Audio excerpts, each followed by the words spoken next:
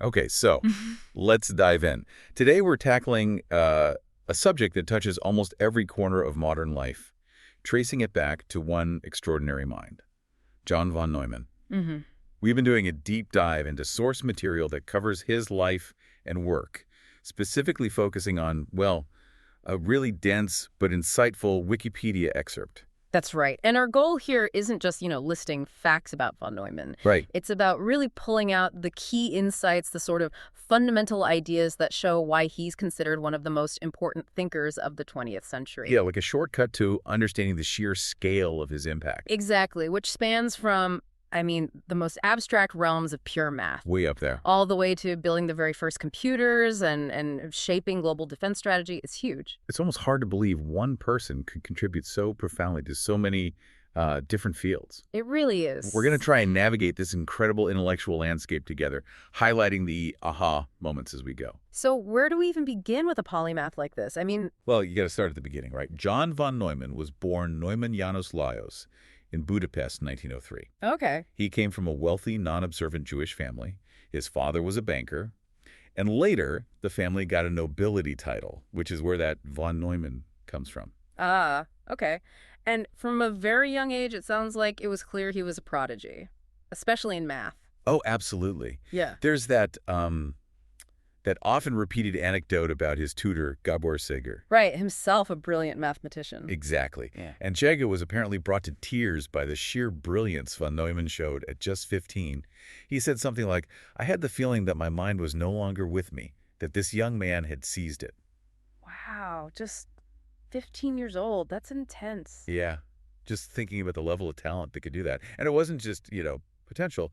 By age 19, he'd already published significant mathematical papers. At 19. Yeah, including one on ordinal numbers that actually presented a more robust definition than Georg Cantor's, the founder of set theory. That's just astounding. And his education path was a bit unusual too, wasn't it? Very. Influenced by his father, who wanted him to have, like, a practical career. Right, the banker. So he pursued chemical engineering at ETH Zurich and simultaneously enrolled in a PhD program in mathematics back in Budapest. Wait, at the same time? At the same time, he incredibly earned both degrees Yeah. in 1926. How is that even possible? Chemical engineering and a math PhD? Seriously, getting two demanding degrees in the same year is just next level, and his academic rise was incredibly fast. Yeah. By 1928, age 25, he was the youngest private docent or lecturer in the history of the University of Berlin. Wow. And the sources mention his output during this period was mind-blowing, nearly one major math paper every month. Good grief. That pace is, Oh, well, it's almost impossible to sustain, let alone at that kind of groundbreaking level. like, So he came to the U.S. then, oh. in 29. Yep, first as a visiting lecturer at Princeton. And then in 1933, he was offered one of the original 6 professorships at the newly formed Institute for Advanced Study. Right, alongside giants like Einstein. Exactly. His family joined him in the U.S. later on. And personally, what was going on? He was baptized Catholic in 1930, became a U.S. citizen in 1937. He married Marietta Kavesi, had a daughter, Marina, who actually became a distinguished professor herself, Oh, interesting. then divorced, and later married Clara Don. Okay. The sources also give us some glimpses into his personality, his work habits. Yeah, some fun stuff there. Uh, He was known for being quite social in Princeton, always dressed formally in suits, apparently had a broad sense of humor. And that detail about the music. Oh, yeah. Apparently did some of his best work while listening to loud German march music. Which seems completely counterintuitive for deep concentration. Right. I love that image. Just Mhm. defies expectations. And his memory was legendary. The telephone directory stories may be exaggerated. Maybe not fully true, but everyone agrees his recall was phenomenal. And his calculation speed. Ah, the Fermi quote. Yes. Enrico Fermi, Nobel laureate himself, saying, "Johnny can do calculations in his head 10 times as fast as I can. And I can do them 10 times as fast as you can, Herb. So you can see how impressive Johnny is." That's fantastic. And it wasn't just that he was brilliant, right? He was apparently quite generous with his ideas. Very much so. Yeah. Eugene Wigner, another Nobelist, close friend, commented that von Neumann informally supervised more scientific work and collaborations than almost any other modern mathematician. So he was approachable, helpful. Genuinely, yeah. His interests weren't just science either. No, he had a deep passion for languages, ancient history. Read Greek historians like Thucydides in the original Greek. Wow. His friend, Stanislaw Ulam, thought this reading might have shaped some of his views on human nature, society. That's an interesting thought. Makes sense. His daughter, Marina, mentioned he was concerned about his legacy, both personal and intellectual. Understand. And Ulam also speculated that he admired people, organizations that could influence others significantly. Which, well, that's maybe something to keep in mind when we talk about his government work later. Good point. And speaking of later life, the source notes his stated political ideology was, quote, violently anti-communist and much more militaristic than the norm. Right. And that conviction definitely played a role in his later engagements, especially during the Cold War. Okay, so moving from his life story into the vast landscape of his mathematical contributions. What's striking is just the sheer breadth. It really is. As Wigner put it, he contributed deeply to almost every part of mathematics except number theory and topology. And Paul Hamels agreed, adding that von Neumann himself felt some self-doubt about his grasp of topology, interestingly. Yeah, even geniuses have their limits, I guess, or perceived limits. So, okay, let's try to unpack this incredible range. First up, set theory. This was super critical in the early 20th century, right? They were grappling with paradoxes like Russell's paradox. Exactly. And the need for a solid axiomatic foundation for all of mathematics. So what did von Neumann do there? Well, in his 1925 thesis, he introduced these crucial techniques that helped build that solid ground, things like the axiom of foundation. Stop sets being members of themselves, basically. Right, prevents those infinite loops. And also the notion of a class, which is like a collection that might be too big to actually be a set. Okay. And these ideas led to a really elegant, rigorous theory for defining and counting ordinal and cardinal numbers. The aha here is he provided some of the bedrock, the foundation upon which modern math is built. Got it. Then there's something called the von Neumann paradox, related to Banach-Tarski. Yeah, that's a wild one. Banach-Tarski showed you could, in theory, cut up a sphere and reassemble it into two identical spheres. Which sounds impossible. It relies on non-measurable sets, but von Neumann showed you could do something similar with a 2D disk, rearrange it into two identical disks, but using affine transformations. So stretching, shearing, rotating pieces. Okay. It was a group theoretic way of looking at it, highlighting these deep connections between geometry and abstract algebra and how it links to measure theory assigning size or volume. Interesting. He also worked in proof theory, interacted with Gödel. He did, especially regarding Gödel's second incompleteness theorem, the one showing limits to what formal systems can prove about themselves. Right. Von Neumann apparently felt Gödel's theorem was an even bigger blow to Hilbert's program, the plan to formalize all math, than maybe even Gödel himself realized at first. And this realization seems to have prompted a major shift for von Neumann, moving him away from digging into the deepest foundations of math toward applying mathematical ideas to other fields. That's a huge intellectual pivot. And speaking of applying ideas, let's look at analysis. That's a branch of math where he left a massive mark. Oh, absolutely enormous. Starting in 1932 with ergodic theory. Which deals with what exactly? The long-term average behavior of dynamical systems. Think weather patterns over time or gas molecules in a box. His foundational papers, including his mean ergodic theorem, were so important that Paul Helmholtz said these contributions alone would guarantee him mathematical immortality. Wow.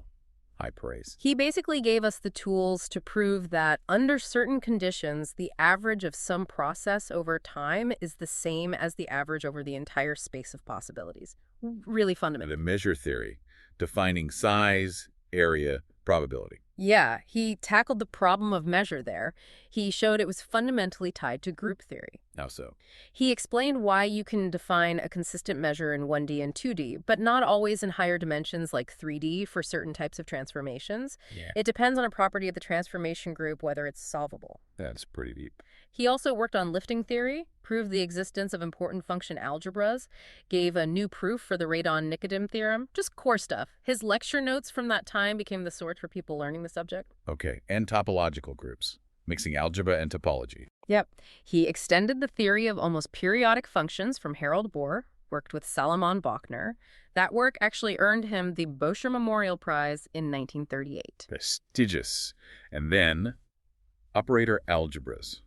The source calls this his most profound invention in pure mathematics. Yes, this is a huge one. He essentially invented this field.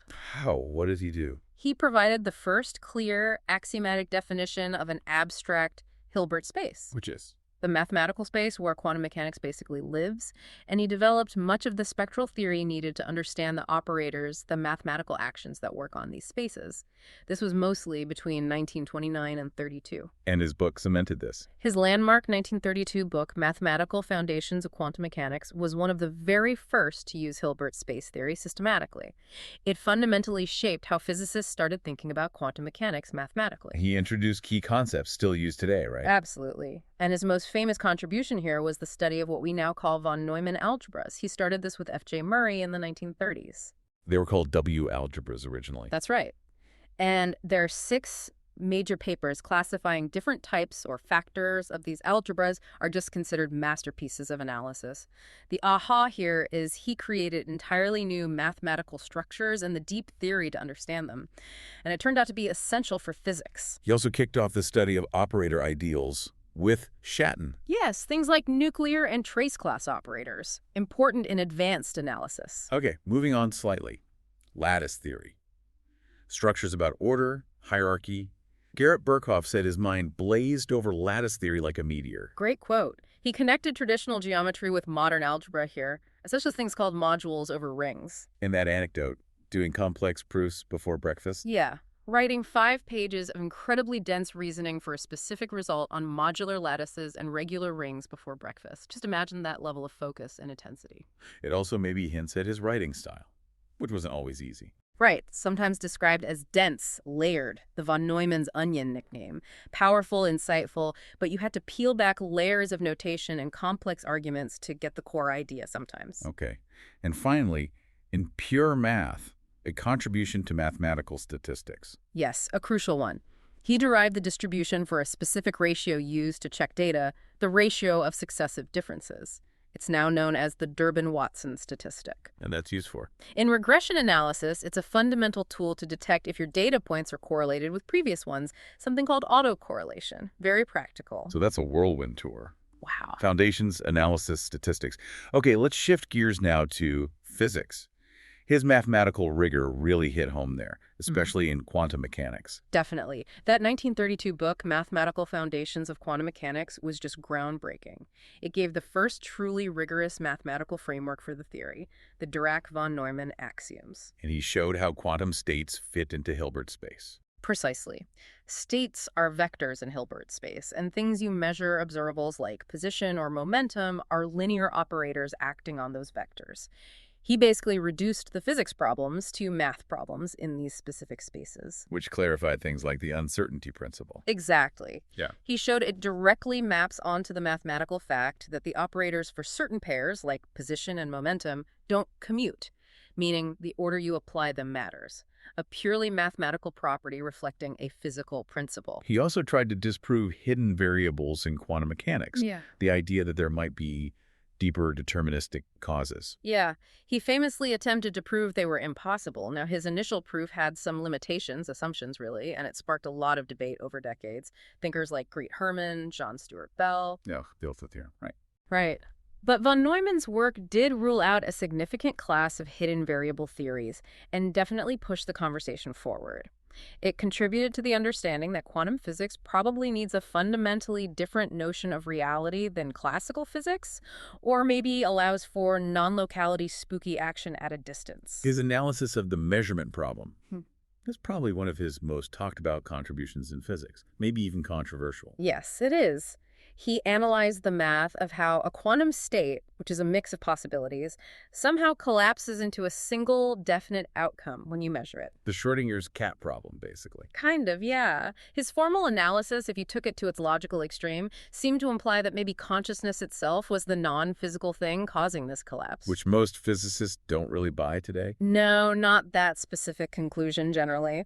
But his rigorous analysis of the mathematical structure of the problem was crucial. It really laid the groundwork for later ideas like quantum decoherence, which offer other explanations. It's amazing, though, that even as quantum theories evolve, his math framework, Hilbert spaces, operators, it's still fundamental. Absolutely fundamental to almost all approaches. Arthur Reitman called von Neumann's axiomization maybe the most important successful axiomatization of a physical theory ever. High praise indeed.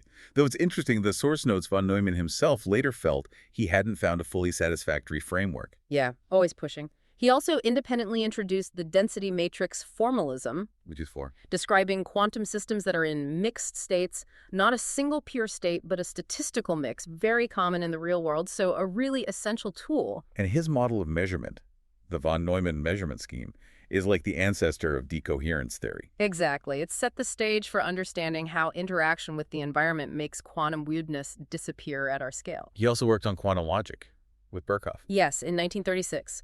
Foundational work showing that the logic for combining quantum statements like did the photon pass filter A and did it pass filter B is different from everyday classical logic. The photon filter example illustrates that. Perfectly. The outcome of A then B isn't necessarily the same as B then A. Quantum A and D isn't commutative, unlike classical A and D.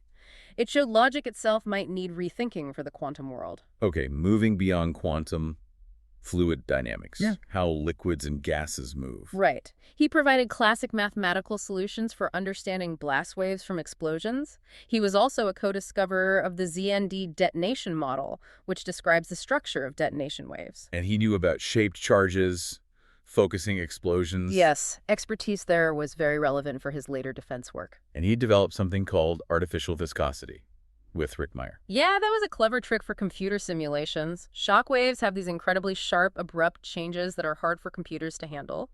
Artificial viscosity was a mathematical way to sort of smooth them out just enough to make the computations stable. Very practical for simulations. And his early computer modeling work in fluid dynamics was pioneering. He actually simulated a shock wave using computational methods on the ENIS computer. The early giant computer. Right, modeling the interactions of just 100 molecules. Theodor von Karman, a huge name in fluid dynamics, reportedly compared this early computational physics to the foundational theoretical work of Lagrange. High praise. Okay, shifting gears again. Another field where his impact was just foundational. Economics. Absolutely. He is credited as the founder of game theory as a mathematical discipline. Simple as that. It started with his minimax theorem in 1928. Yeah, for two-player, zero-sum games with perfect information. Think chess, but simpler.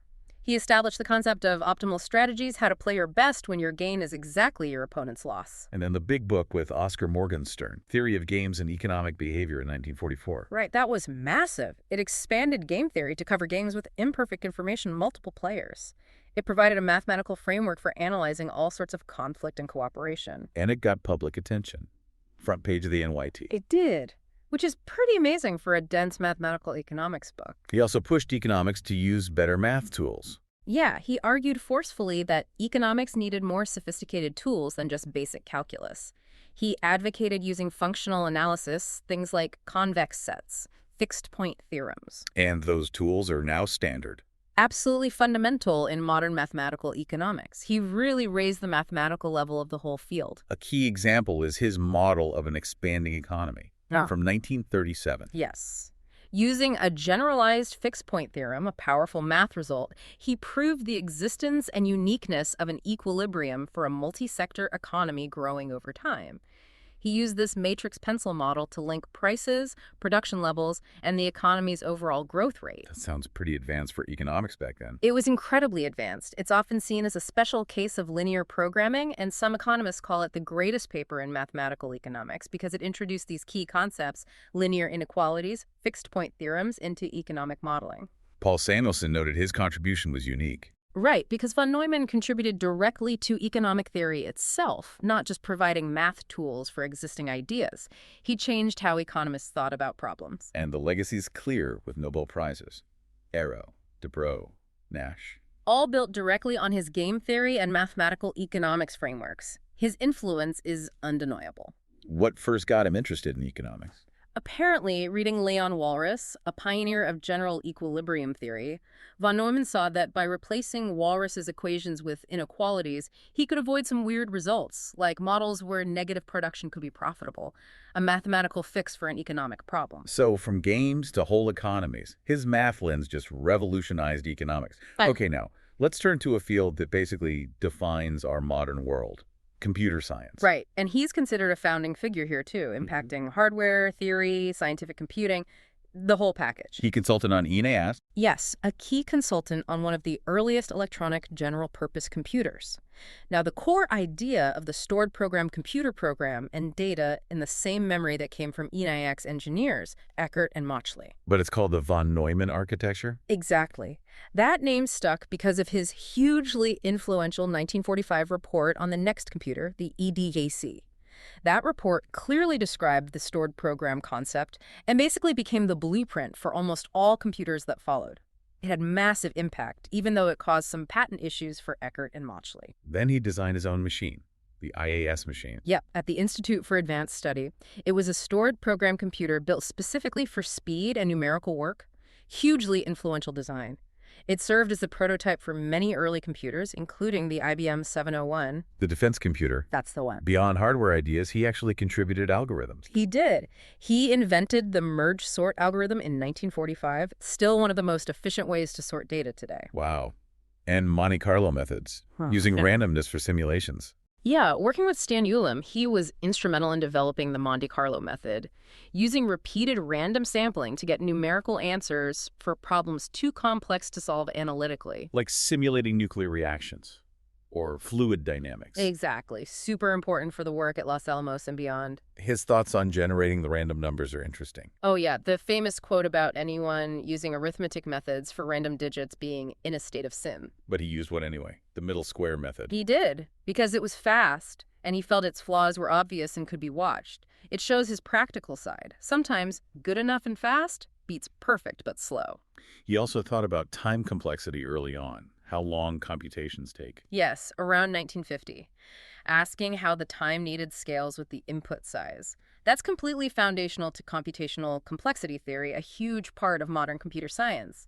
He even introduced stochastic computing using probabilities as numbers. And cellular automata, with Ulam again. Right, starting in the 40s, he was fascinated by them as simple models for complex biological systems, especially self-replication. And the timing there is incredible. It really is. His theoretical analysis of how systems could reproduce themselves mathematically, it actually preceded the discovery of the structure of DNA by Watson and Crick. That's mind-blowing. He designed a specific automaton for this. Yeah, a complex 2D cellular automaton system that could theoretically self-replicate. It's detailed in his book published after his death, Theory of Self-Reproducing Automata. Even the simple idea of which neighbors affect a cell, the von Neumann neighborhood, is still named after him. So given all that architecture, algorithms, simulation, theory, self-replication, you can see why he's called maybe the most influential researcher in scientific computing of all time. It's hard to argue with that. His von Neumann stability analysis that's still used. Standard technique today. For checking if numerical methods for solving partial differential equations will give stable, meaningful answers, not just explode into nonsense. And his work at Los Alamos really pushed computation forward. Heavily.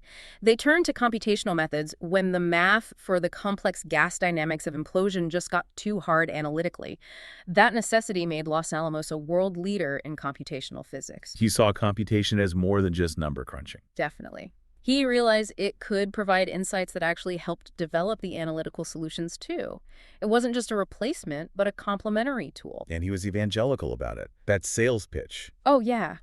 An unforgettable sales pitch at a 1945 science meeting, predicting powerful digital computers would replace things like wind tunnels, ushering in a totally new era for fluid dynamics research. He absolutely nailed that prediction. And then in 1950, climate modeling. A pioneer there, too, with Jewel Gregory Charney. They created the world's first climate software, ran the first numerical weather forecasts on the ENA. Which is the foundation for all modern weather prediction and climate science. Just incredible. Which brings us to a later point, quite prescient, though maybe controversial. His 1955 prediction about global warming. Yes, due to human CO2 increase. And he also proposed these large-scale geoengineering ideas for controlling weather and climate. Things like changing ice cap colors, manipulating the atmosphere. Right. And he warned Congress that the potential for military or economic control using these technologies could be a bigger risk down the line than even ICBMs. Which leads us neatly into his extensive defense work. It grew naturally from his expertise in explosions, fluid dynamics, computation. His knowledge of explosions, shaped charges, made him invaluable as a military consultant. which led to his role in the Manhattan Project at Los Alamos. Absolutely crucial role. His mathematical models and design work were critical for developing the explosive lenses needed for the implosion-type nuclear weapon. When using plutonium. Right. That implosion had to be incredibly symmetrical. His calculations showed it needed precision within 5%, which was a massive engineering challenge. His analysis helped guide them to success. And after the war, he stayed deeply involved. H-bomb project. Yes, working closely with people like Edward Teller. There's that interesting bit about a secret 1946 patent he shared with Klaus Fuchs. Fuchs the spy. Yes. For using radiation implosion for fusion. It influenced an early H-bomb test, the Georgia shot, but it wasn't the final, more successful Teller-Ulam design. And Fuchs passed it to the Soviets. He did. And, ironically, they also didn't end up using that specific concept for their main H-bomb design either.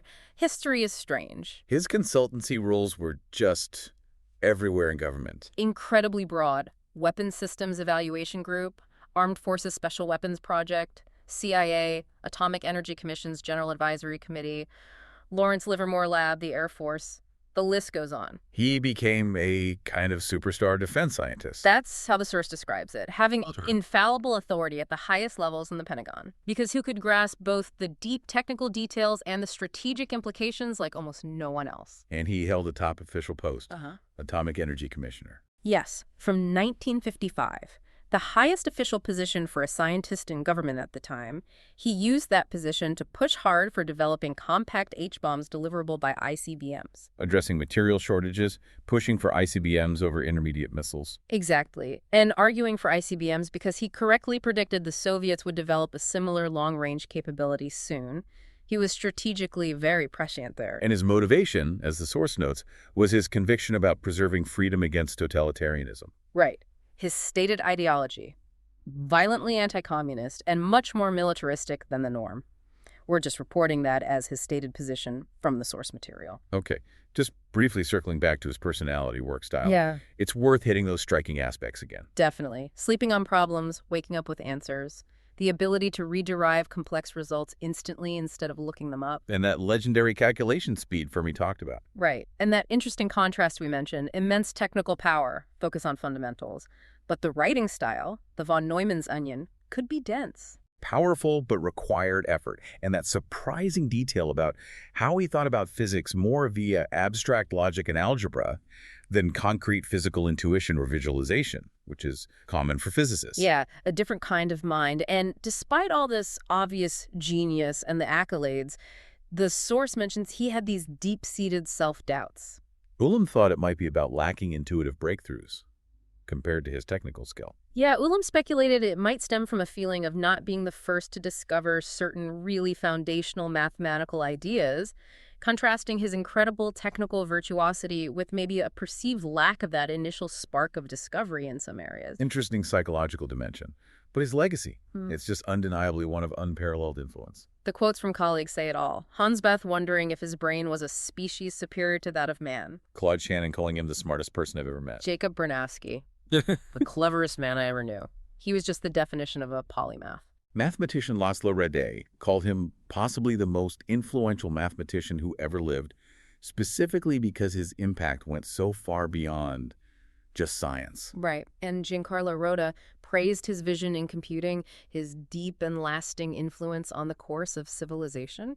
Peter Lax quipped he'd have won Nobels in multiple fields if that were possible. And he received tons of honors.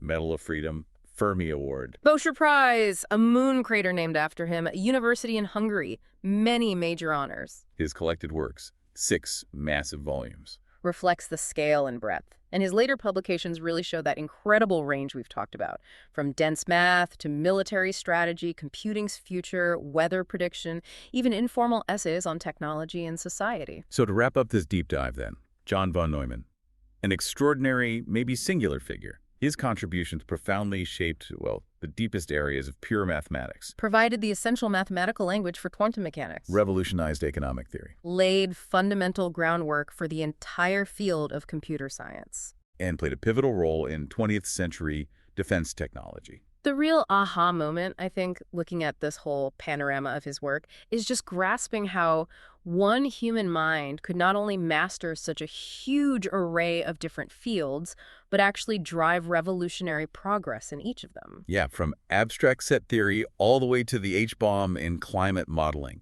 It's staggering. His work genuinely underpins so much of the modern world you interact with every single day. Right, whether it's the architecture of the computer you're listening on right now, the math models used in finance, or even just the possibility of getting a weather forecast tomorrow. Exactly. And that leaves us with maybe a final thought for you, the listener, to consider. Given the immense influence one person, a mind like von Neumann's, had on the course of science and civilization in the 20th century, and considering the accelerating pace of technological change he himself foresaw. What does the legacy of a mind like that tell us about the potential and maybe the challenges of human intellect in shaping the future you're going to experience?